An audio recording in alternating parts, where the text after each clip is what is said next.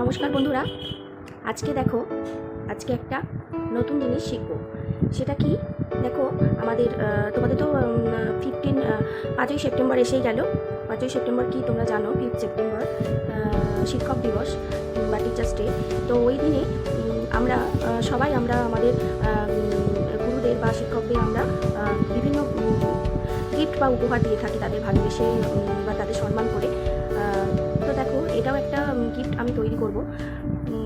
একটা ধরো, এটা কটনের কাপড় নিয়ে নিয়েছি। এটাকে আমরা রঙিন বিভিন্ন সুতো দিয়ে এই আঁকাটার উপরে কাজ করব, করে আর এটাকে একটা ওয়াল হ্যাঙ্গিং বানাবো। এটা দেওয়ালে ঝোলানো যাবে খুব সুন্দর করে।